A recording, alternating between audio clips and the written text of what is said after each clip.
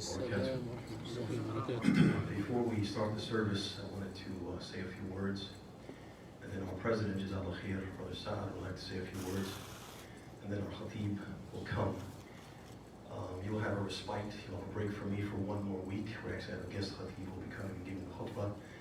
I was actually on a brief vacation after Ramadan. I took a few days. But just like you, when I became aware that the masjid was going to be opening, I had to come back, I had to be here. And I wanted to say, first and foremost, how important it is for us to be extremely grateful for the reopening of the masjid. As Allah subhanahu wa ta'ala, He says, وَإِذْ أَذَنَ رَبُّكُمْ لَإِنْ شَكَرْتُمْ لَأَزِيدَنَّكُمْ وَلَإِنْ كَفَرْتُمْ إِنَّ عَذَابِي لَشَدِيدٌ. And when your Lord decreed that if you are thankful, I'll give you more. But if you are ungrateful, my punishment is indeed severe. Some of the early Muslims, when they commented on this ayah, or they expanded on its meaning, they expressed it this way. إِنَّ النِّعَمْ تَدُومُ بِالشُّكْرِ وَتَزُولُ بِالْكُفْرِ. Indeed, the bounties, the blessings, the favors of Allah, they increase when they are accompanied by gratitude. The more thankful we are, the more Allah gives us of His bounties. And they decrease, and they actually go away. We lose those bounties when we're ungrateful, when we show ingratitude. And so it's extremely important for us, brothers and sisters, to feel a tremendous amount of gratitude and thanks to Allah subhanahu wa ta'ala for allowing the reopening of the masjid, the reestablishment of Jummah, the ability to worship together and pray in this way and do this great act of worship, Salat al-Jummah, in this way. And we understand also that being thankful is not just an expression, it's not just something that you say, Alhamdulillah, or Shukrulillah. It's not it, it doesn't end with expressions. In fact, real gratitude is something that we show, something we display, something we embody, something we live.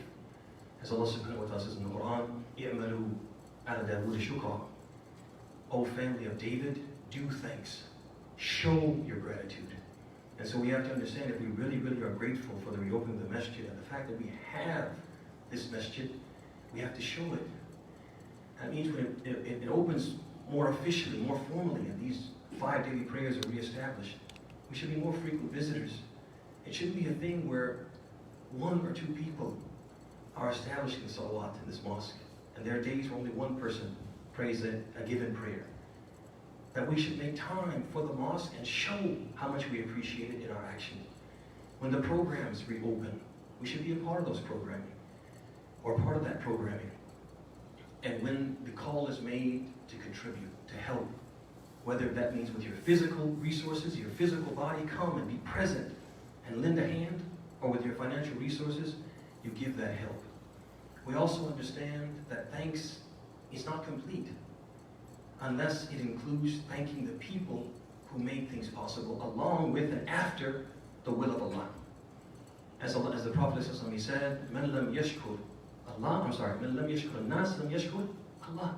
Whoever doesn't thank the people does not thank Allah. So we want to thank our board members, Jazakumullah Khair, for all of their efforts during the quarantine period, taking those steps and measures to keep us all safe, and then working vigorously to reopen the masjid, and then opening the masjid in a way that ensures all of our safety and the avoidance of the spread of disease.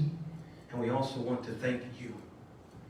Thank you for your patience and your support, your unending support for the masjid and enabling it to continue to operate during that period where there was no attendance, and continuing moving forward, being patient with the board throughout the whole pandemic and the shutdown, abiding by the rules and not coming when you knew you weren't supposed to come, and finally coming back when you were allowed to come back, and not just coming back physically, but coming back financially, because there was a need for support, there was a call for support, and many of you supported financially, even though you weren't able to take the benefit of your financial contributions and come to the mosque. So with that, I just want to make sure that I thank you and say Jazakumullah Khairan to all of you. And we ask Allah subhanahu wa ta'ala to accept our dua. We ask Allah subhanahu wa ta'ala to accept our Jummah. And we ask Allah subhanahu wa ta'ala to bless this community. هذا وصلى الله وسلم على محمد وعلى آله وصحبه أجمعين.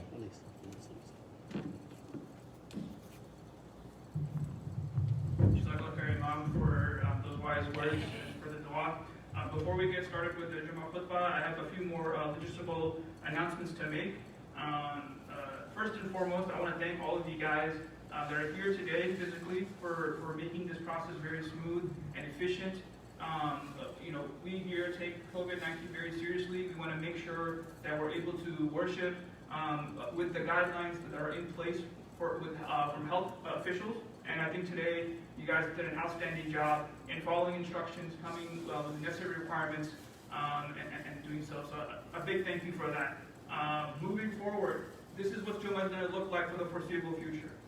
We're going to have to maintain all of these social distancing guidelines and sort of limitations that we have currently, because this is the only way we can continue to offer Jummah service for the community. And so just keep that in mind. As we begin to think about other services, so I know many of you are curious and eager to come back for daily congregational prayers. That is going to take a little while. We're going to try our best to resume as quickly as we can. There are some logistical aspects that we're unable to just sort of handle right now when it comes to 5 services per day. One of the Virginia guidelines is you have to have a thorough cleaning before and after each service. No matter how many people are there, and right now we're not logistically able to handle that.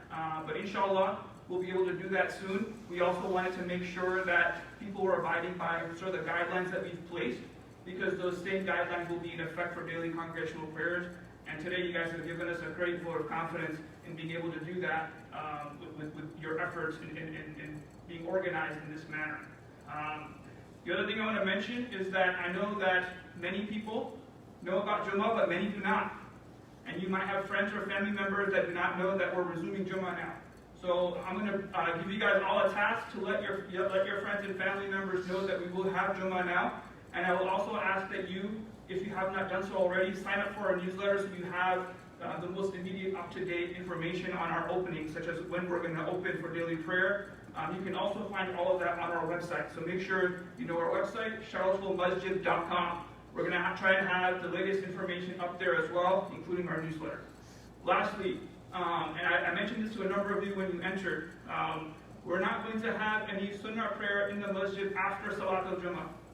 So after Jummah, pray your sunnah at home. Go back home and pray. This is because we're going to have an organized dismissal system. In keeping with social distancing, we're going to try and make sure that we don't have a congregation of people outside the foyer after prayer. And so after your Salat al-Jummah is done, stay seated. Do not pray sunnah. Brother Papa, if you can raise your hand, he will be directing you guys row by row to leave the masjid. So after Jummah, stay seated. Brother Papa will dismiss in a systematic way to ensure that we don't have a lot of people without the 6 feet distance. Everyone good? Yes. Jazakallah khair again. Thank you guys for coming today and making things organized.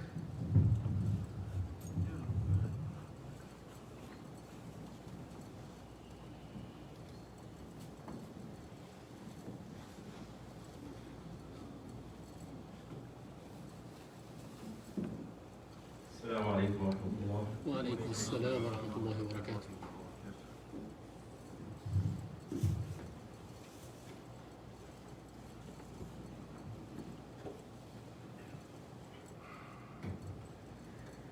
Allahu Akbar, Allahu Akbar. Allahu Akbar, Allahu Akbar. Allahu Akbar, Allahu Akbar. Ashhadu an la ilaha illallah.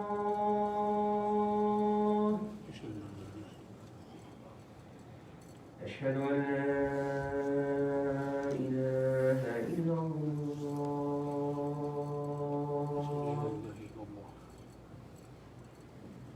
أشهد أن محمدا رسول الله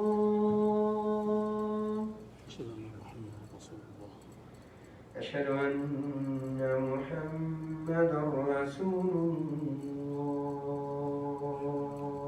الله حي على الصلاة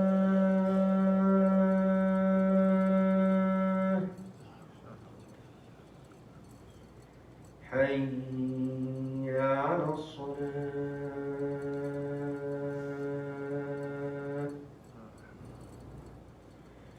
حي على الفلاح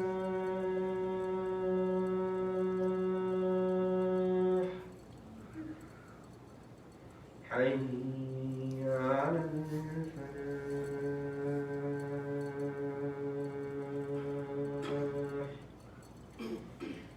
الله أكبر الله أكبر الله أكبر الله لا إله إلا الله أشهد أن لا إله إلا الله وحده لا شريك له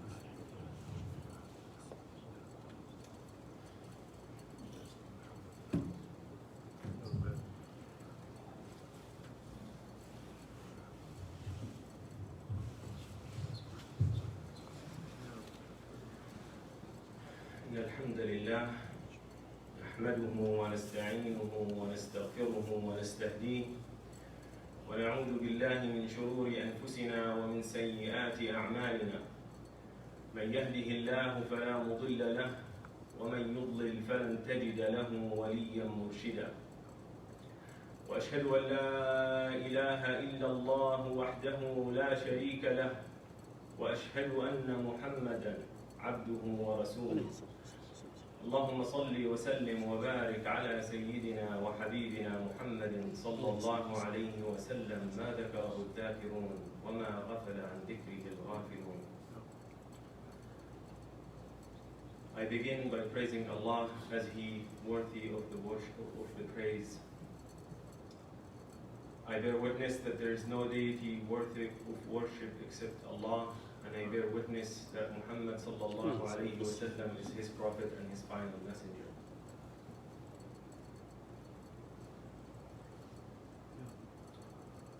Standing in front of you today, after a few months of not being able to even come closer to the masjid or just be inside the premises, I would like to start by saying, Alhamdulillah, this is just a blessing that we are able, He allowed us to live another day that we can worship Him again in His house. And I just wanted to say Alhamdulillah, and we should all thank Allah for this blessing and this opportunity that He allowed us to worship Him again in His house. The past few weeks, it's been hard on almost everybody across the globe with global pandemic. People are losing jobs, schools are closed, sickness, people are losing close family, friends, death toll arising. It's a shocking experience for the whole community. And we're coming back slowly and with caution to what's so-called our new normal life, that there's a lot of anxiety, there's a lot of uncertainty, and there's a lot of unknown expectation that everybody is anticipating that we don't know what to expect.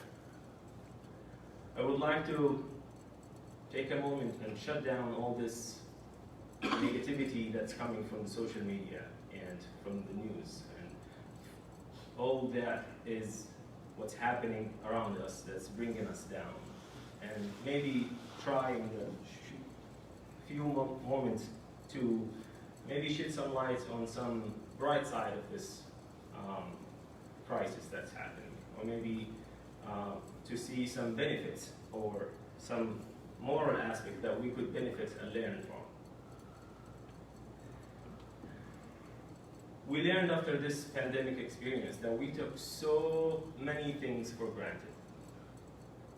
Just getting out of your house in the morning, or having a school to go to, or having a work, to having a family, having food to put on the table, whatever that your daily routine that you go like an autopilot, you wake up in the morning and you go by your day without even thinking, all that stop without notice, and you don't know what to expect, and everybody is in shock. What is going on? And I'm forced to stay home. I can't do this. I can't even shake hands. I can't hug my friends. I can go visit this. And let alone explaining it to your youngster how they can play with their neighbor's kids, or why are not allowed to go to school. And instead of just focusing on that, let's take a moment and appreciate these little things that we used to take for granted. And now, going back into slowly and carefully to reopen, maybe we should take a moment to acknowledge and appreciate these little things that's in our life that we probably did not give it enough gratitude, enough appreciation of what we have. We have our own family to spend time with. We have food to put on the table. We have a house that we sit down safely and peacefully. If you take a moment to appreciate this moment, if we were able to practice gratitude in this difficult time, that will be a good practice for us, because it will be much easier when we go back to whatever so-called our new normal life.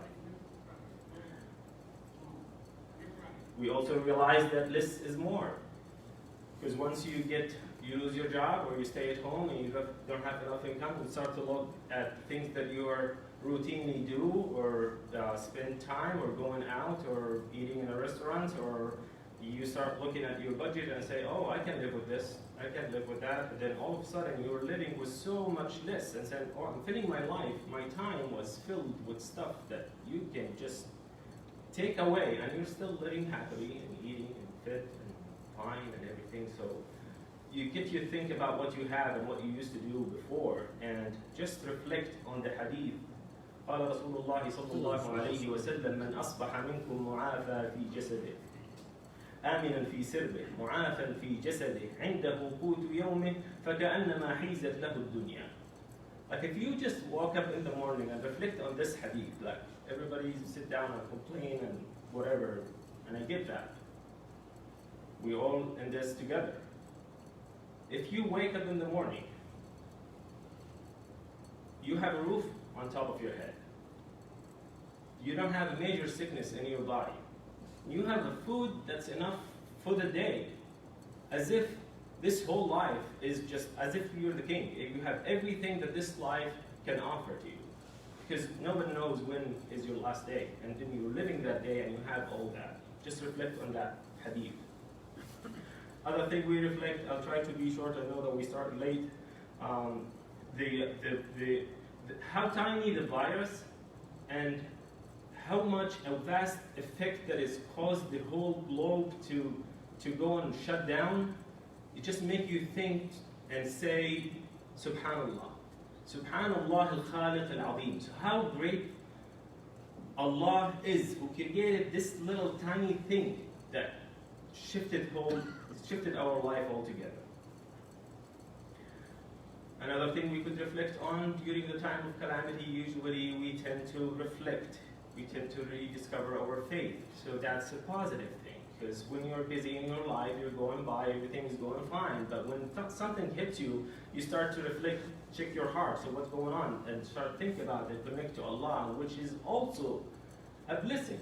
Because think about it, if you're busy and everything is normal and nothing happened to you and you are heedless and all of a sudden you're gone, versus now you are connected and you know there is a higher power that is in control of this, and versus the other scenario. It's just being connected to Allah, rediscovering your faith, connecting, praying, and making dua and supplications. You also know that for a fact, كُلُّ نَفْسٍ ذَائِقَةُ الْمَوْتِ. Everybody's gonna die. You see the numbers on the screen. One day it is either COVID-19 or something else, we all gonna die. But when you have all this time in your hand and you're sitting, try to reflect, if my day is gonna come, am I ready? If I'm not, then you start working on things to make things better, because we are all gonna go one day, and then are we ready to whatever, are we prepared for our afterlife? We could also reflect on prevention is much better than cure. Just taking the precautions, follow the science, follow the guidelines, and do whatever you're asked to, the social distancing, the mask, the sanitization, washing your hands, and taking care of your family is much better than being in the ventilator in a hospital. May Allah cure all the sick and the diseased people in the hospital. And the concept of quarantine is also, if you want to put aside the health part of it, is also an Islamic concept. Our Prophet encouraged us, if a plague hit a town or a city, that you are living inside, you are not supposed to leave it. And if you are entering the city and you knew that there is something in there, you are not supposed to enter it, and you should go back. So I know it's hard, I know it's been long, and everybody is fatigued and waiting just to go back to our normal life. Just if you think about that, that will help us cope with this. Another thing we learned, that the virus has no discrimination, can attack everybody. All ages, all races, all backgrounds, everybody gets sick. Everybody can and is vulnerable for that virus. Especially those who are in the front lines. The young doctors and nurses are sacrificing their life to help with taking care of those diseased patients. They're taking care of making everybody healthy and making us healthy. And I would like to take a moment and thank all those first responders that actually, without their efforts being day in and day out in the hospital, taking care of those people and taking us, because we are all prone to this and nobody is immune. So thanks and highest gratitude for all those health care provider and first responders. Another thing, I'm sure all the parents here, especially if you have teenagers, as much as you appreciated their teachers, I'm sure you have not appreciated them enough, because teachers are valuable, and oftentimes they're not acknowledged for their efforts. And I'm sure now, like most parents, see that for sure as a fact, and they know that dealing with this is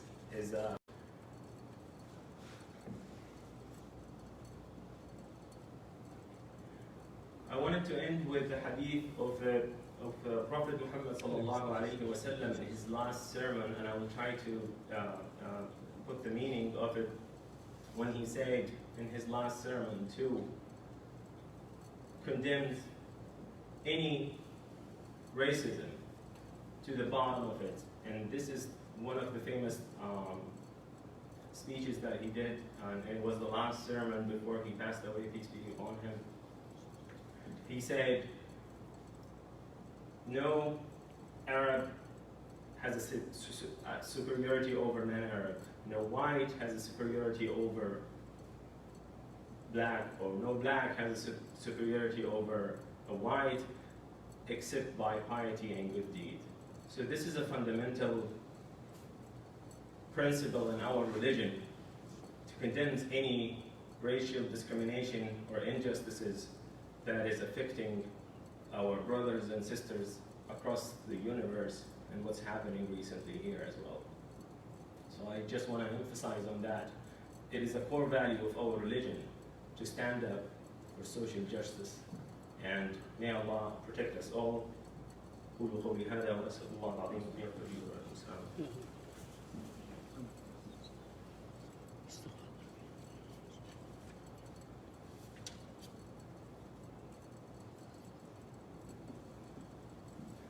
الحمد لله وكفى وصلاة وسلاما على عباده الذين اصطفى.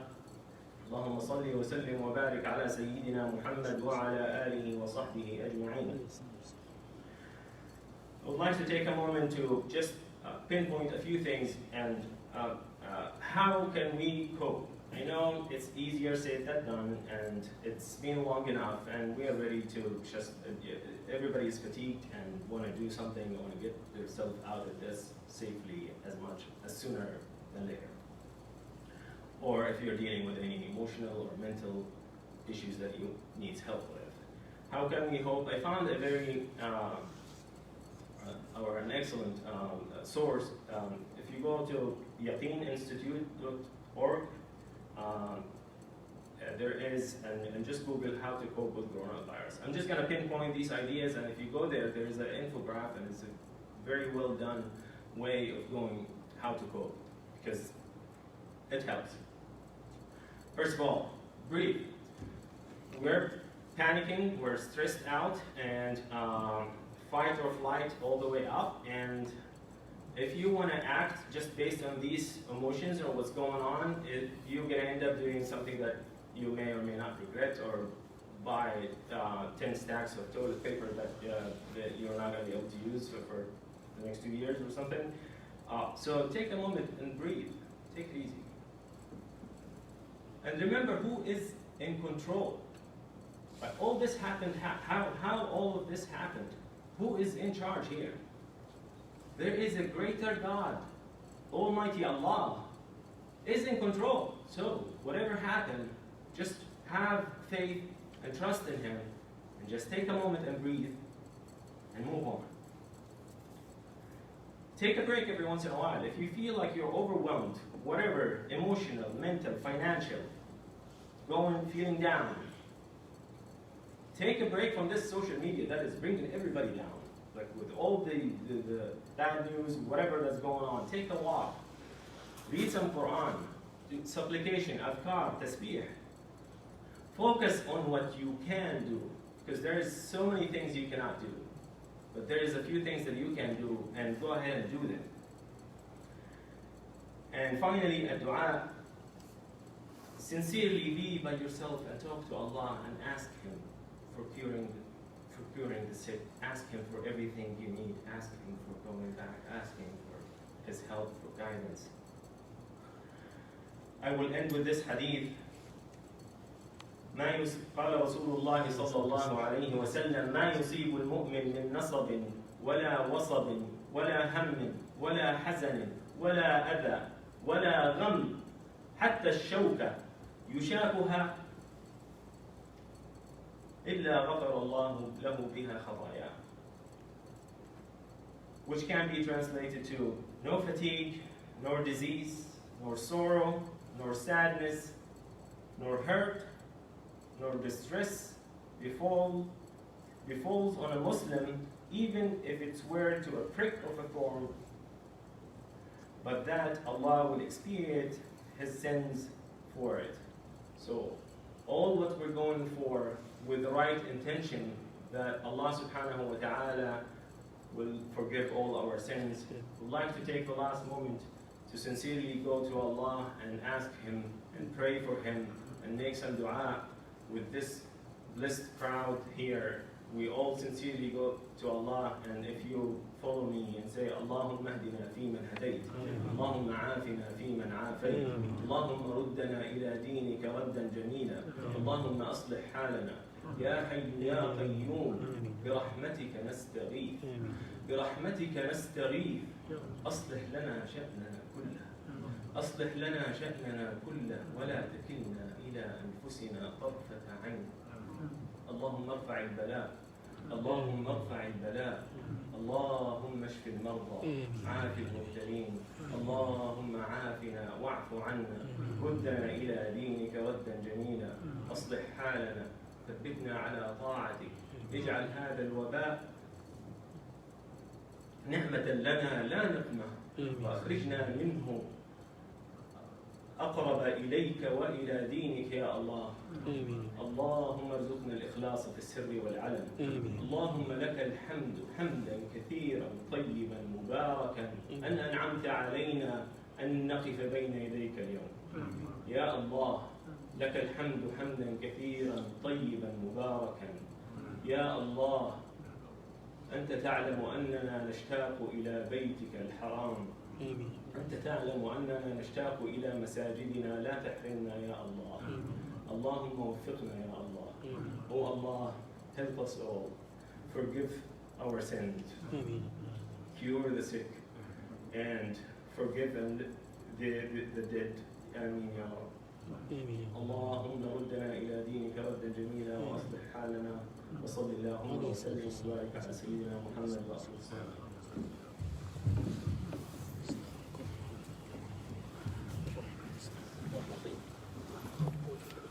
الله أكبر الله أكبر أشهد أن لا إله إلا الله أشهد أن محمدا رسول الله حي على الصلاة إقامة الصلاة الله أكبر لا إله إلا